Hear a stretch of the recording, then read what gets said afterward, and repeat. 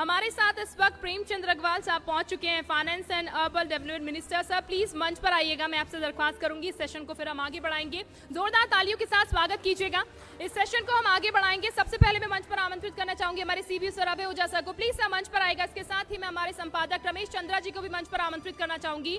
Bouquet देकर स्वागत please यहाँ पर सबसे पहले, क्योंकि समय बहुत कीमती है और ये समय तमाम जनप्रतिनिधि जो आज यहाँ पर मौजूद हैं, इस मंच पर मौजूद हैं, वो हमारे लिए निकाल रहे हैं। इसलिए बहुत शुक्रिया आप लोगों का कि आपने समय यहाँ पर निकाला है। जी उत्तर प्रदेश उत्तराखंड के इस कार्यक्रम पे बहुत शुक्रिया सर आपका। ओझा सर आपका भी बहुत शुक्रिया, रमेश चंद्रा सर आपका भी बहुत शुक्रिया। और मैं चाहूंगी हमारे सहयोगी अनुज इस वक्त मंच पर आ जाएं ताकि ये सेशन जो है वो आगे बढ़ाया जा सके। और अब बात फाइनेंस की होगी, इसके साथ अर्बन डेवलपमेंट की होगी। किस तरीके से काम हो रहा है फाइनेंस सेक्टर में उत्तराखंड को लेकर, खासकर ये तमाम चीजें जो हैं वो अब हम जानने की कोशिश करेंगे। मेरे सहयोगी अनुज इस सेशन को आगे बढ़ाएंगे और इस सेशन को आगे बढ़ाते हुए तमाम सवाल जो हैं वो यहीं पर एक बार फिर से शुरू होंगे। तो अनुज, ओवर टू यू। बहुत शुक्रिया शिल्पा। प्रेमचंद अग्रवाल जी हमारे बीच में हैं।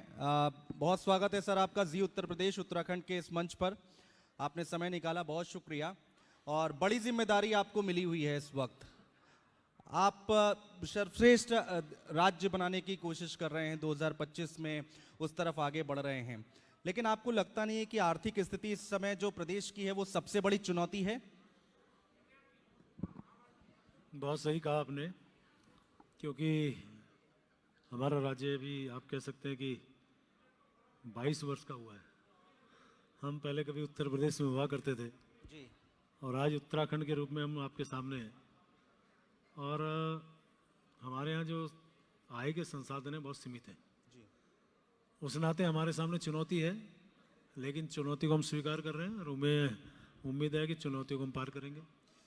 सही बात कही आपने कि आय के संसाधन बहुत सीमित हैं। आय के संसाधन सीमित हैं और खर्च ज़्यादा है।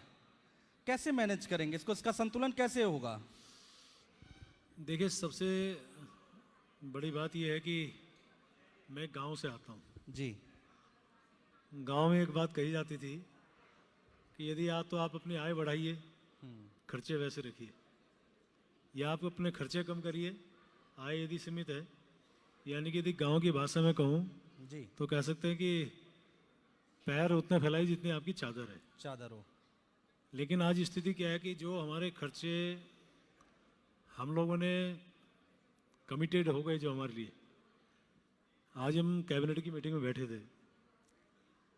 पिछले दिनों माननीय प्रधानमंत्री जी ने एक बैठक ली, सभी हमारे मुख्य सचिव पूरे देश भर के, और उसमें जो आंकड़ा निकल के आया वो मैं सभी आपके माध्यम से दर्शकों को बताना चाह रहा हूँ जी कि उत्तराखंड की स्थिति यह है कि 75% खर्चे जी वो हम लोग अपने कर्मचारियों के वेतन और पेंशन में खर्च कर रहे हैं। 75%। 75%। अब आप अंदाज लगाइए, अब हम किसी की तनख्वाह कम कर सकते हैं क्या आज की तारीख में? जी। पेंशन कम कर सकते हैं क्या? परसों मैं भोपाल एक मीटिंग में था, वहाँ मध्य क्षेत्रीय बैठक जो थी, माननीय गृह मंत्री जी ने उसको हेड किया था जी। और उसमें 4 प्रदेश उसमें थे जी। उत्तर प्रदेश, उत्तराखंड, मध्य प्रदेश और छत्तीसगढ़ जी।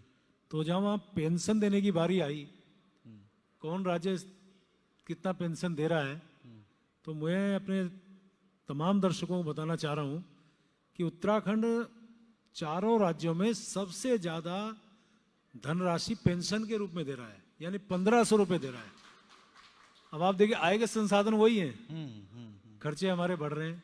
हाँ। तो मैंने बताया कि 75% खर्चा हमारा जो है या तो वेतन में और पेंशन में जा रहा है। आय के संसाधन कैसे बढ़ेंगे? अब वही बात मैंने कही ना। हाँ। अब इन खर्चों को कम नहीं कर सकते। हाँ। अब हमारे सामने एक चुनौती, हम अपने इनकम के साधन कैसे बढ़ाएं। तो मैं, चूंकि आप जानते हैं कि वित्त मंत्रालय मेरे पास है, बिल्कुल, उस नाते पिछले दिनों मैंने अपने तमाम अधिकारियों को बुला के एक बात कही थी कि हम कैसे अपने सोर्सेज बढ़ा सकते हैं जी, सोर्स ऑफ इनकम। और मैं ये भी बताने को यहाँ आपके सामने हूँ कि मैंने अन्य जो विभाग है मेरे उत्तराखंड के, प्रदेश के, उन विभागों के साथ भी बैठना शुरू किया है।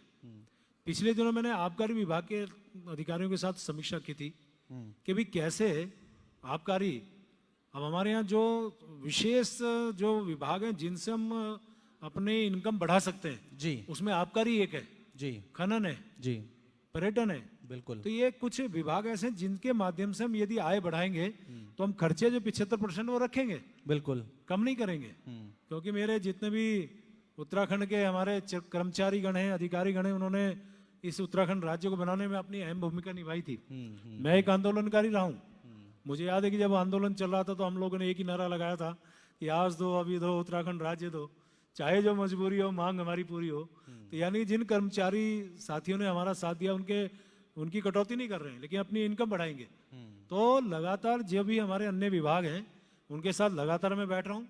और एक ही बात कही है, माननीय प्रधानमंत्री जी ने भी कही है, अपने संसाधन बढ़ाइए, और हमारे युवा माननीय मुख्यमंत्री धामी साहब ने भी कहा है कि तमाम विभागों को बैठा के कैसे हम अपनी इनकम बढ़ा सकते हैं, उसको हम लगातार प्रयास कर रहे हैं। और मैं उम्मीद कर रहा हूँ आने वाले टाइम पे इसका रिजल्ट दिखाई देगा। अभी नई सरकार बनी होती तो इस पर हम कह सकते थे कि ठीक है समय ले लीजिए, लेकिन आप तो आ रहे हैं, पहले भी आपकी सरकार थी, तो जमीन पर दिखना चाहिए ना।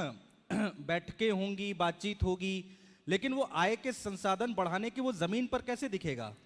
देखिए, मैंने आपसे कहा कि कुछ चुनौतियां अभी हमारे सामने आई है। अब आप पूछेंगे नहीं पूछे, मैं बता देता हूं। हमें लगभग 5,500 करोड़ जीएसटी के माध्यम से कंपनसेशन मिलता था, जी, जो जून में समाप्त हो गया। बिल्कुल। अब ये क्वेश्चन आपका होना चाहिए, लेकिन मैं बता दे रहा हूं क्योंकि ये हमारे सामने चुनौती है। ये एक तरह से हमें पूरे साल भर के लिए इतना लॉस मोटे तौर पे हमें हो रहा है। इनकम के साधन और कम है, इधर इसका लॉस हुआ, और हमारे एक्सपेंडिचर 75% वो एज इट इज एग्जिस्ट कर रहे हैं। बिल्कुल बिल्कुल। अब आप देखिए कि हमने पिछले दिनों, मेरा विभाग है वित्त जी, तो हमारे जीएसटी के अधिकारियों से मैंने कहा, उनके साथ बैठा, जो ऐसा आपने कहा कि क्या आप रिजल्ट देंगे धरातल पे, तो मैंने उनसे बैठ के उस टाइम कहा था कि भाई हमारे क्षेत्र में कैसे हम लोग इनकम को बढ़ा सकते हैं, जी, जीएसटी को कैसे बढ़ा सकते हैं। और उसका एकमात्र माध्यम निकल के आया था, वो था हमारा जो कर चोरी है, कैसे उसको रोकें। और मैं एक आंकड़ा आपके सामने रखना चाह रहा हूँ जी, जो मुझे खुशी है उसको कहते हुए। हमारे सामने 1 अप्रैल से 24 अगस्त तक जी, जो राज्य कर का राजस्व हमारा पहले 4,226 करोड़ था। जब हमने कर चोरी के मामले के बारे में थोड़ा बातचीत की है जी, तो रिजल्ट हमारे सामने है। आज की तारीख में 35% से बढ़ के ये 5,709 करोड़ रुपए हुआ है, यानी 35% बढ़ा है। ये एक सिर्फ 4 महीने का आपको रिजल्ट बता रहा हूं मैं। ऐसी मैंने आबकारी का कहा। अब जैसे मैंने कहा, कल मैं परसों में भोपाल में था जी, मैं जब वहां से लौट रहा हूं, अब देखिए मैं जहाज से भी आ सकता था, जी, मैं बाई रोड आया, और वहां से जब आया तो यहाँ पे आसारूढ़ी हमारी चेक पोस्ट है, वहां पे मैंने आकस्मिक निरीक्षण किया उस चौकी का, जिसमें मैंने आबकारी वाले को भी देखा, मैंने अपने जीएसटी के को भी देखा, और अन्य जो और लोग थे उनसे भी मैंने बातचीत की।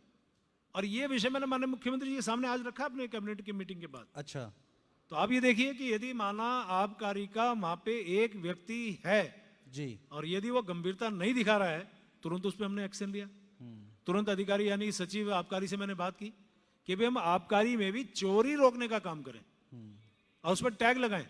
जो हमारी शराब है उसको हम लोग किस प्रकार से लाश तक पहुंचाएं, उसमें चोरी कैसे रोकें। तो ये सारे काम मैं लगातार कर रहा हूं, और इसी प्रकार से पर्यटन होगा, दूसरे विभाग होंगे, लगातार मेरी बैठकें हो रही हैं। ये अलग बात है कि अभी आज यदि हम बीज बोएंगे तो आज ही तो फल पैदा नहीं हो जाएगा ना भाई। बीज पैदा यदि बोएंगे तो उसमें थोड़ा टाइम लगेगा, उसमें निलाई गुड़ाई, जैसे मैंने कहा मैं गांव का व्यक्ति हूं, तो निलाई गुड़ाई भी करेंगे, तब जाके पौधा बड़ा होगा। जब बड़ा होगा तो थोड़ा दिन उम्मीद करेंगे उसमें फल आएगा। तो यदि जो कसरत हमने आज शुरू की है, जो काम शुरू किया है, आने वाले टाइम पर उसका रिजल्ट दिखाई देगा। लगता नहीं है आपको बहुत देर कर दी हुजूर आते आते? बीज पहले बो दे जाना चाहिए था। नहीं, इसे देर नहीं कह सकते, इसे कह सकते हैं कि हम लोगों का प्रयास पहले भी जारी था, आज भी जारी है। पहले भी सरकार, देखिए एक बात तो आपको मैं स्पष्ट कर दूं जी, सरकार कोई भी हो, आप फिर ये सवाल कहेंगे कि आपकी सरकार पहले थी, उसकी सरकार दूसरी थी। जी मैं आज एक बात भी कहने को खड़ा हूं, बैठा हूं कि सरकार कोई भी होती है वो अपना काम अपने हिसाब से करती है। हम्म, last time Bharatiya Janata party की सरकार थी, आज भारतीय जनता पार्टी की सरकार है। किसी सरकार ने कम काम किया होगा मैं कहने को तैयार नहीं हूं। जी सबकी अपनी शैली होती है। हाँ अब माना मैं यहाँ वित्त मंत्री बना हूं, मेरे पास शहरी विकास है, अन्य विभाग है, तो मेरी शैली अलग होगी पिछले वाले माननीय मंत्री से। बिल्कुल बिल्कुल उन्होंने अपना अच्छा काम किया होगा, मैं उसके बारे में कुछ टिप्पणी नहीं कर रहा हूँ। ठीक बात है। लेकिन मेरे जो प्रयास होंगे, मैं अपने प्रयास को आगे बढ़ा के ताकि उसमें और क्या फ्रूटफुल रिजल्ट आ सकता है उसका मैं प्रयास कर रहा हूं और वो सामने आएगा। जीएसटी क्षतिपूर्ति की आपने बात की, इसको लेकर आप केंद्र के पास भी गए आपकी सरकार और सहयोग मांगा गया, कितना सहयोग मिला? देखिए, मेरे माननीय युवा मुख्यमंत्री जी लगातार इस बारे में बहुत मॉनिटरिंग करते रहे, हमारे से लगातार उनकी बातचीत हुई है। और सौभाग्य की बात है कि माननीय प्रधानमंत्री से उनके बैठना हुआ, उनसे बातचीत इस बारे में हुई है। लेकिन 28-29 जून को शिमला के अंदर एक बैठक होती है, सॉरी चंडीगढ़ में एक बैठक होती है और उस बैठक में माननीय निर्मला सीतारमण जी जो हमारी केंद्रीय वित्त मंत्री हैं, उन्होंने उस जीएसटी काउंसिल की बैठक को हेड किया था जी। और 28 तारीख को तो हम कोशिश कर रहे थे कि कैसे हम अपने उत्तराखंड के इस परिप्रेक्ष्य में हम बातचीत करें। तो 29 तारीख को सुबह 9:30 बजे मुझे और मेरे अधिकारी साथ उनसे मीटिंग फिक्स हुई और मैंने सारा विषय अपने उत्तराखंड के बारे में रखा। और आपको जानकारी दे रहा हूं जी, देखिए, उत्तराखंड एक स्टेट नहीं है, ये सामरिक दृष्टि से भी बहुत महत्वपूर्ण स्टेट माना जाता है। और सबसे बड़ी बात क्या है कि हमारे यहाँ 4 धाम यात्रा है जी, हमारे यहाँ अन्य यात्राएं हैं। जी, आज स्थिति हमारे सामने क्या हो कि हमारे यहाँ से जितने भी यात्री आते हैं, कहने को तो हमारे यहाँ कहा जाता है कि 1.25 करोड़ की जनसंख्या हमारी है जी, हम 1.25 करोड़ को यदि हम के लिए हम काम कर रहे हैं, लेकिन यहाँ जितने मेरे दर्शनगण बैठे हैं, जितने हमारी पार्टी के पदाधिकारी गण बैठे हैं, अन्य प्रतिनिधिगण बैठे हैं, और आप भी मेरी बात से इत्तेफाक करेंगे जी, लगभग 6 करोड़ लोग, वो फ्लोटिंग लोग जो हमारे क्षेत्र में आते हैं, उनके भी काम और उनकी चिंता काम का भी जिम्मा हमारे ऊपर है। अब आप 7.25 करोड़ के लिए हम लोग काम करते हैं, हमारी इनकम के साधन वही है। ऐसी स्थिति जब मेरी माननीय सीतारमण जी से बात हुई, अब उसमें मैं क्या बात कर रहा हूं, माना एक आपको यदि हमारे उत्तराखंड में आना है जी, आप वहां से एक कैब लेके चलते हैं, बुक कराते हैं, होटल की बुकिंग करते हैं और उत्तराखंड से आकर अपना गंतव्य स्थल और पूरा घूम के जो भी आपने अपना प्रोग्राम तय किया और वापस आप अपने दिल्ली पहुंच जा रहे हैं, तो जीएसटी का लाभ किसको मिल रहा है? दिल्ली को मिल रहा है। हमें उसका लाभ नहीं मिल रहा है। हम उसके लिए साफ सफाई वाले हो गए कि भाई उत्तराखंड में आप आए तो आपकी साफ सफाई और जो अन्य व्यवस्थाएं वो उत्तराखंड के लोगों को करनी पड़ रही है, यानी उत्तराखंड की सरकार को करनी पड़ रही है। इस बात को लेकर हमने माननीय वित्त मंत्री से सारा विषय रखा और आपके जानकारी दे रहा हूं, मुझे खुशी है इस बात की। उन्होंने कहा ठीक है, यदि ऐसी स्थिति है जी, यदि है आपकी परिस्थिति है, ऐसी स्थिति है, तो आप इसके लिए एक बड़ा सा एक कुछ बनाइए। और मैंने अभी 3 दिन पहले अपने अधिकारियों से बातचीत की थी और पूरा उसका विवरण उन्होंने बनाया है और उम्मीद कर रहा हूँ इस आज तारीख 24 अगस्त हो रही है, तो सितंबर के फर्स्ट वीक में हम पूरा अपना विवरण बना के और माननीय सीतारमण जी के पास या उनके विभाग के अधिकारियों के पास जाएंगे। उम्मीद कर रहे हैं कि हमारी परिस्थिति को देखते हुए वो हमें कुछ विशेष पैकेज जरूर देंगे ताकि हम अपने वित्तीय संसाधन में वो एक कड़ी भी जोड़ सकें। और देना भी चाहिए। डबल इंजन की सरकार जब बोलते हैं तो उसका असर भी दिखना चाहिए। अब मैंने आय की बात और खर्च की बात इसलिए की क्योंकि अगर मैं गलत नहीं हूं, अगर गलत हूंगा तो प्लीज करेक्ट कीजिएगा, तकरीबन 1 लाख करोड़ का कर्जा है। नहीं, अभी हमारे ऊपर लगभग 75,000 करोड़ 75,000 का। अब आगे की प्लानिंग क्या है? प्लान नॉन प्लान कैसे करेंगे? देखिए, कितना हम लोग बजट अलॉट कर रहे हैं? हम लोग ये कोशिश कर रहे हैं कि अभी हमें जो पिछले 4 महीने की यदि मैं बात करूं, जी, कोई हमने नया कर्जा नहीं लिया है, हम मेंटेन कर रहे हैं अभी उसको। यदि हमने उस कर्जे को रोकने का भी काम कर दिया तो ये भी बहुत बड़ी उपलब्धि मैं अपने लिए कह सकता हूं। हाँ, कह सकते हैं। और साथ में हमने अपने इनकम के संसाधन बढ़ा दिए। हमने कुछ और निर्णय भी लिए हैं जो अभी इस मंच पे बोलना मुनासिब नहीं होगा। कुछ चीजें ऐसी होती हैं कि जो सरकार के लेवल पे रहनी चाहिए जी, तो हम कोशिश कर रहे हैं कि उन विषयों को भी यदि हम करते हैं तो आने वाले टाइम पे हमें जो हमारी इनकम है उसके हिसाब से उसी के सापेक्ष हम जो है खर्चे की स्थिति में लाने की बातचीत जो हम कर रहे हैं उसमें हम आने का काम करेंगे। आय का बहुत बड़ा साधन है पर्यटन यहाँ पर उत्तराखंड की अगर हम बात कर रहे हैं तो लेकिन ऐसे समय पर अब 2 साल कोरोना आ गया तो हम कितने साल पीछे चले गए, कितना कष्ट हुआ? देखिए ये बात आपने बहुत सही कही। 2 साल का जो ये वैश्विक महामारी हमारे सामने आई, जी हमारा उत्तराखंड भी उससे अछूता नहीं रहा। और आपने सही कहा कि पर्यटन है, तीर्थाटन है, हमारे यहाँ चारधाम यात्रा है, हमारे यहाँ कावड़ है, ये तमाम जो यात्राएं हमारे यहाँ चलती हैं। और बल्कि दूसरी बात मैं कहूँ, अब तो हमारे यहाँ 12 महीने यात्रा चलती है। आप हरिद्वार ऋषिकेश लगभग डेली लोग आते हैं। चारधाम यात्रा भी पहाड़ पे माना स्लिप आ गया, थोड़ा अव्यवस्थित हो जाएगी लेकिन फिर शुरू होगी। लेकिन जो हरिद्वार ऋषिकेश आने वाले जो तीर्थ यात्री हैं हाँ। वो हमेशा आते हैं। कुमाऊं की तरफ जो हमारी यात्राएं वो चलती रहती है, बिल्कुल ठीक बात है। पर्यटन है हमारा चलता रहता है। ऐसी स्थिति में जो नुकसान हमारा 2 साल का हुआ है, लेकिन इसके लिए मैं निश्चित रूप से अपने देश के माननीय प्रधानमंत्री आदरणीय मोदी जी का धन्यवाद करूंगा। अभी आपने भले मजाक में कहा होगा लेकिन डबल इंजन की सरकार दिखाई दे रही है। हमारा हर तरह से साथ, हमारे ऊपर हर तरह का आशीर्वाद माननीय मोदी जी का रहा है, तभी तो आज हम इस स्थिति में हैं कि कम से कम खड़े हैं अपने दम पे। और आप देखिए चार धाम यात्रा मार्ग को दुरुस्त करने का काम माननीय मोदी जी ने किया। जी नमामि गंगा 20,000 करोड़ का काम माननीय मोदी जी ने कर रहे हैं। ऋषिकेश से कर्णप्रयाग रेलवे लाइन जो आज बिल्कुल 2024 में हमारी बन के तैयार हो जाएगी। अभी आप देखिए एक टनल कर्णप्रयाग में आज पूरी वो जो है लोगों को दिखाई है, कल ही दिखाई है। तो आप कह सकते हैं ये सारे जो काम है, अमृत योजना है, हमारे यहाँ पर्वतमाला है, सड़कों की बात है, ये जो हमारे यहाँ 4 लेन है, आप दिल्ली से चलिए देहरादून तक, आपको कितना टाइम लगा होगा? 4 घंटे। 4 आने वाले टाइम पे 2 घंटे में आप पहुंचेंगे। तो ये सारे काम किसकी तरफ से हो रहे हैं? माननीय मोदी जी की कृपा से, यानी जो हमारी डबल इंजन सरकार जिसके नाते आप कह रहे हैं उनके माध्यम से हो रहे हैं। यानी कि कुल मिला के जो हमारे 2 साल जिसके कारण हमें नुकसान हुआ, आज हमारे यहाँ हर व्यक्ति को, गरीब व्यक्ति को राशन वहीं से मिल रहा है, कोविड टीका हमारे यहाँ से फ्री लग रहा है। ये सारे काम उसी आधार पे हो रहे हैं ना। तो कुल मिला के मैं कह सकता हूं कि माननीय मोदी जी का आशीर्वाद, एक बात मैं बहुत साफ शब्दों में कहना चाह रहा हूं, माननीय मोदी जी हमारे प्रधानमंत्री, ये बात तो ठीक है, लेकिन मैं यदि उनको कहूं कि वो हमारे संरक्षक भी हैं तो अतिशयोक्ति नहीं होगी। अब आप देखिए छोटी छोटी बात पे केदारनाथ का पुनर्निर्माण हो रहा है, लगातार मॉनिटरिंग कर रहे हैं। बद्रीनाथ की तरफ ध्यान जा रहा है, डोईवाला से और केदारनाथ की तरफ जो रेलवे लाइन है, बद्रीनाथ की तरफ रेलवे लाइन है, उसके लिए सर्वे प्रारंभ हो गया है। ये सब और सब जो भी काम हो रहा है ये आदरणीय मोदी साहब की कृपा से, क्योंकि वो इसे ऐसा लगता है मुझे कि इसे अपना स्टेट मानते हैं, अपना होम स्टेट मानते हैं। तो मैं उनका बहुत धन्यवाद कर रहा हूँ। एक छोटा सा स्टेट, छोटा सा राज्य जिसमें 1.25 करोड़, जैसे मैंने कहा कि हमारी पॉपुलेशन, उसके बावजूद हमारे ऊपर उनका इतना आशीर्वाद, इतनी कृपा है। तो आने वाले टाइम पे जो भी स्थिति हमारी बनेगी, आप देखिए माननीय मोदी जी की कृपा से ही बनने वाली है। चारधाम यात्रा की आप बात कर रहे हैं, अच्छी सड़कों की उसमें आप बात कर रहे हैं। अभी कांग्रेस के प्रदेश अध्यक्ष इंटरव्यू देके गए हैं, वो कई आरोप लगा रहे थे, कह रहे थे कि कितने लोगों की डेथ हो गई, कितने एक्सीडेंट हो गए, उन्होंने आवाज उठाई, सरकार ने ध्यान नहीं दिया। देखिए आरोप लगाऊंगा तो बहुत बड़ी बात हो जाएगी, शायद उतना टाइम मुझे आप दे नहीं पाएंगे। लेकिन मैं एक बात कह सकता हूं, 2013 की जो आपदा आई थी उस समय तो कांग्रेस की सरकार थी। तब क्या हालत थे हमारे प्रदेश के? क्या उन्होंने उस तरह से हमारे यहाँ कुछ काम किया था क्या? कितने लोग काल कलवित हुए थे, कितना इंफ्रास्ट्रक्चर हमारा डैमेज हुआ था, याद है हमें। याद है। आज बताइए ना, कितने हजारों लोग मरे थे, कईयों की डेड बॉडी आज तक मिल रही है। तो ऐसा व्यक्ति आरोप लगाए तो थोड़ा शोभा नहीं देता है। लेकिन मैं कह सकता हूँ आज की तारीख में जिस प्रकार से हमारे यहाँ ऑल वेदर रोड बना है, आप गए हैं बद्रीनाथ केदारनाथ इस बीच में? जी बद्रीनाथ गया हूं मैं। यदि आप बद्रीनाथ गए हो, कितनी सुंदर रोड बनी है। आप कह नहीं सकते पहाड़ की रोड है। आज पहाड़ पे 4 लेन, 3 लेन, 2 लेन की रोड आपके साथ आप धनाधन चले जा रहे हैं।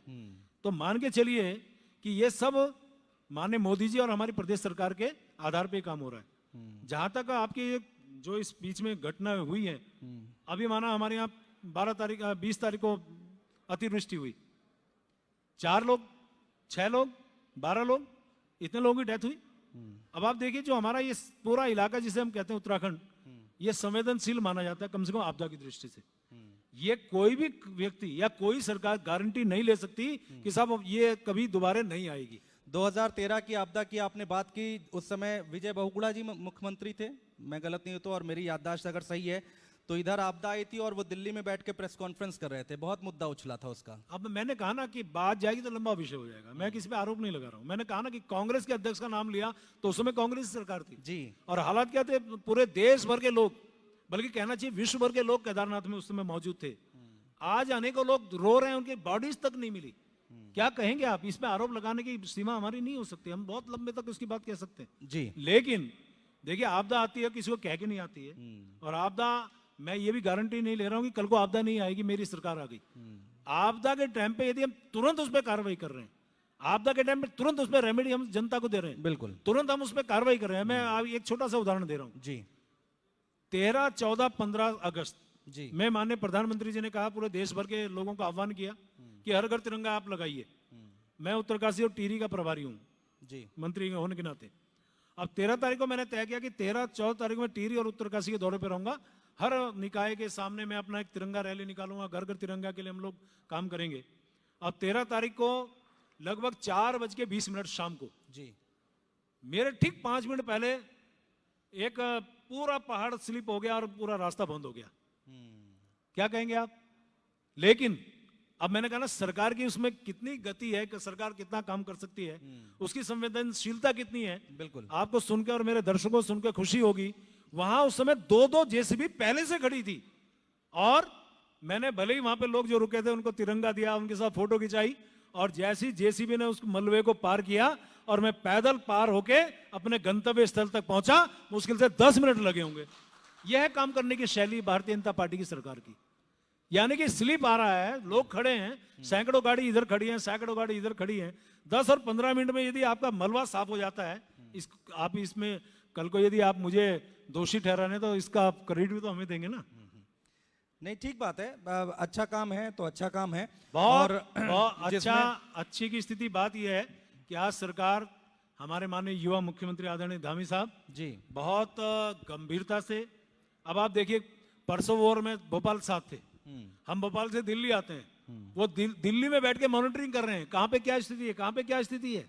मैं वहां से गाड़ी से चल रहा हूं, मैं आके अपने आसारोड़ी चेक पोस्ट को चेक कर रहा हूं। आज सुबह हम कैबिनेट में बैठे हैं, अब मैं आपके साथ बैठा हूं, थोड़ी देर बाद माननीय मुख्यमंत्री जी आपके साथ होंगे, कल मैं टिहरी के दौर पे जाने वाला हूं। आखिर इतनी गतिशीलता यदि किसी सरकार की है तो निश्चित रूप से उसको शाबाशी मिलनी चाहिए, उसका आशीर्वाद आपका मिलना चाहिए, धन्यवाद उस सरकार को किया जाना चाहिए। और युवा मुख्यमंत्री होने के नाते गतिशीलता इस सरकार के अंदर है और वो दिखाई भी देती है। ठीक बात है, जो अच्छी बातें हैं उसकी तारीफ होनी चाहिए और जहां सवाल उठने हैं वहां सवाल भी उठने चाहिए। अब शहरी विकास एक महत्वपूर्ण विभाग है, कई ऐसे निकाय और निगम है जो कि आर्थिक रूप से कमजोर हैं, क्या कर रहे हैं सर उसके लिए? देखिए, हमने बहुत कोशिश की अपने यहाँ, मैं आपको बता दे रहा हूँ, पूरी तैयारी से आए आप? बिल्कुल, मुझे पता है ना आप सवाल करेंगे। आपने कहा ना सवाल मैं करूंगा तो मैं जवाब भी दूंगा जी। हम लोग हर तरह से कोशिश कर रहे हैं कि अपने जितने भी हमारे शहरी निकाय है, हमारे यहाँ 102 जी नगर निगम, नगर पालिका, नगर पंचायतें जी। अब आप देखिए हमारे यहाँ सारे नगर पंचायतों में, नगर पालिकाओं में हमने एक ऐसा सिस्टम डेवलप किया है कि जिसमें आने वाले टाइम पे, जैसे मैं आपको फिर कह रहा हूं कि यदि हम आज काम कर रहे हैं, कल को उसका रिजल्ट दिखाई देगा। हमने एक तो हमारे यहाँ 4 जो निकाय हैं, जिसमें चंपावत, लोहाघाट, बनबसा, टनकपुर जी, इन 4 नगर निकायों में स्मार्ट प्लानिंग के तहत स्मार्ट नगर निकाय की सुविधा देने का काम हमारी सरकार ने किया जी। अब इसमें आप भारत सरकार की योजना है, स्वच्छ भारत है, शहरी आजीविका मिशन है, अमृत योजना है, प्रधानमंत्री आवास योजना है, इसको हम लोग इसमें इन 4 निकायों को हम इसमें आच्छादित करेंगे। और इसके साथ साथ हमारे यहाँ जीआईएस यानी ड्रोन मैपिंग के माध्यम से संपत्ति कर का जो शुद्धिकरण है वो इसमें किया जाएगा। साथ में हमारे यहाँ जितने भी नगर निकाय हैं, ये जो 4 हैं, इनको अंतरराष्ट्रीय स्तर की शहरी सुविधाएं देने का काम ये हमारी सरकार कर रही है। और ऐसी 102 निकाय जो हैं, अभी आप देख रहे होंगे पिछले दिन माननीय मुख्यमंत्री जी ने इसके बारे में हम लोग सबसे कहा है कि हम लोग क्या करने वाले हैं। तो मैं आपको बताना चाह रहा हूँ, 102 हमारे यहाँ आज की तारीख में निकाय है और इसमें लगभग सभी जगह हम लोगों ने कोशिश की है कि हर जितने भी हमारे निकाय हैं उसमें ड्रोन के माध्यम से अच्छा उनकी संपत्तियों का हम लोग जानकारी ले लें। जी बिल्कुल, ताकि उसके माध्यम से हम लोग काम प्रारंभ करें। हाँ। और इसके साथ साथ अभी जो हमारे यहाँ पार्किंग है, जी जो हमारे यहाँ रोड्स की बात है वो लगातार हमारे द्वारा लगातार की जा रही है। मैं इसमें आपको बताना चाह रहा हूं कि जैसे 14 निकाय हैं, जी जिसमें देहरादून, हरिद्वार, रुद्रपुर, हल्द्वानी, पिथौरागढ़, अल्मोड़ा, नैनीताल, काशीपुर, ऋषिकेश, रुड़की, पौड़ी, कोटद्वार, मसूरी, चमोली, ये 14 निकाय हैं जिसमें हम जीआईएस मैपिंग के माध्यम से इसमें अर्बन ऑब्जर्वेटरी का निर्माण और online municipal accrual accounting software हम लोग डेवलप कर रहे हैं।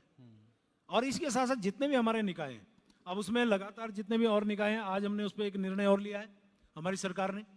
आज चूंकि कैबिनेट थी, हालांकि वो कैबिनेट का निर्णय हमारे माननीय मुख्य सचिव महोदय ने बताया भी है। हम लोग ये कोशिश कर रहे हैं जितने भी निकाय हैं उसके अंदर उनको कैसे आत्मनिर्भर बनाया जा सके, उनकी संपत्तियों का किस तरह से किया जा सके।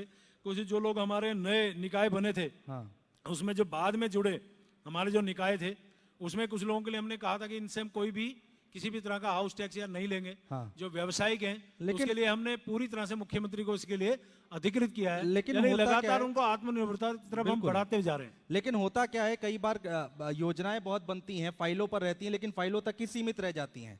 ये जमीन पर दिखे तब तो बेहतर है। देखिए, ये मान के चलिए धामी जी की सरकार है और धामी जी लगातार हमारे से मॉनिटरिंग कर रहे हैं हमारी, और हम लोग जो है अधिकारी से मॉनिटरिंग कर रहे हैं और अधिकारी लगातार उसको धरातल पे लाने का काम कर रहे हैं। जी, तो ये मान के चले लगातार हम लोग मॉनिटरिंग करेंगे, ये धरातल पे ही उतरेंगी जो भी योजनाएं हमारी। अब आप देखिए, पिछले दिनों माननीय मुख्यमंत्री जी ने एक घोषणा की थी जी, और ये घोषणा उन्होंने चुनाव से पहले की थी। उन्होंने क्या कहा था? उन्होंने कहा था कि यदि हम सरकार में आएंगे तो हमारे यहाँ जितने भी हमारे यहाँ पर्यावरण मित्र हैं उनको 500 रुपए प्रतिदिन देने का काम करेंगे। आज से पहले कितना मिलता था? किसी को 270 मिलता था, कि 275 मिलता था, 280 मिलता था, 300 रुपये, 325 रुपये मिलता था। और मैं आज बड़े गर्व के साथ कहना चाह रहा हूं कि लगभग सारे निकाय में, ठीक है कुछ अपवाद हो सकते हैं, मैं ये नहीं कहता 100% अपवाद को यदि मैं छोड़ दूं, ज्यादातर निकायों के माध्यम से प्रतिदिन प्रति पर्यावरण मित्र को 500 रुपए देने का काम मेरी ये सरकार कर रही है। इतना बड़ा काम हमारी सरकार ने किया है, ये धरातल पे आपको दिखाई दे रहा है। तो इसी प्रकार लगातार हम लोग काम कर रहे हैं। हमारे यहाँ जो आवास, प्रधानमंत्री आवास योजना, उन पे काम चल रहा है। हमारे यहाँ साफ सफाई को लेकर काम चल रहा है। हमारे यहाँ जो जिस प्रकार से पार्किंग की बात है उस पर हमारे यहाँ काम चल रहा है। ये सारे काम धरातल पे आपको दिखाई देंगे, मैं बड़े विश्वास के साथ कह सकता हूं। कई बार ऐसा होता है कि योजनाओं में पैसा समय पर खर्च नहीं हो पाता है और जो कि फिर वो लैप्स हो जाता है। ये भी अपने आप में एक बड़ा फेलियर है। नहीं, मुझे ऐसा लगता नहीं कि हमारा कोई पैसा लैप्स होने की स्थिति में होगा जी, क्योंकि अभी तो फाइनेंशियल ईयर आपका स्टार्ट हुआ है जी। और अब आप देखिए कि जून, जुलाई, अगस्त में है जी। अब पिछले दिनों हमारा एक बजट आया था और बजट में मैंने उस समय बजट में रखा था कि हर निकाय में हम लोग जो है जो हमारा कोई भी निकाय होगा उसमें हम लोग जो हमारे युवा हैं कैसे वो मजबूत बने जी। आजकल एक पहले तो लोग थोड़ा घूमते थे, टहलते थे, भागते थे, दौड़ते थे, लेकिन वो आजकल वो जिम में जा रहे हैं जी। लेकिन हमने उस पैटर्न को अपनाया और पूरे 102 निकायों में हम हर निकाय में जिम का प्रावधान हमने किया है और बहुत जल्दी से धरती पे यानी धरातल पे उतारने वाले हैं। हर जगह पे हम लोग जो है जिम का काम करेंगे। ये मैंने अभी हाल ही में मैंने अभी 2 जून में हमारा बजट आया था उसमें किया था और आज माननीय मुख्यमंत्री से टाइम ले रहे हैं। जिस दिन वो देंगे वो आपको धरातल पे दिखाई देगा। यानी कि हम हर काम जो भी कहेंगे वो करेंगे। जितना आपने कहा है उतना आप करेंगे, ये आप कह रहे हैं। आपको शुभकामनाएं। बहुत शुक्रिया प्रेमचंद अग्रवाल जी हमारे साथ जुड़ने के लिए, तमाम बातचीत करने के लिए, चर्चा करने के लिए। शिल्पा, बहुत बहुत शुक्रिया सर आपका यहाँ पर इस मंच से तमाम सवालात का जवाब देने के लिए। मैं चाहूंगी आप मंच पर ही रही। मैं इस वक्त मंच पर आमंत्रित करना चाहूंगी हमारे सीबीओ अभय ओझा सर को। प्लीज सर मंच पर आएगा। उसके साथ ही मैं हमारे संपादक रमेश चंद्रा जी को भी मंच पर आमंत्रित करना चाहूंगी। प्लीज सर मंच पर आएगा और मोमेंटो दीजिएगा सर को। बहुत शुक्रिया सर आपने समय दिया, अपना कीमती समय यहाँ पर, और तमाम जो सवालात आपसे किए गए बड़ी बेबाकी से उनका आपने यहाँ पर जवाब भी दिया। और सेशन इसी तरीके से स्टार्ट रहेगा, लेकिन सम्मान बेहद ज़रूरी है उन तमाम जनप्रतिनिधियों का जो कि इस मंच को साझा कर रहे हैं। जी उत्तर प्रदेश उत्तराखंड का ये खास कार्यक्रम देवभूमि Uttarakhand university present building new Uttarakhand conclave को powered by Ananda dairy special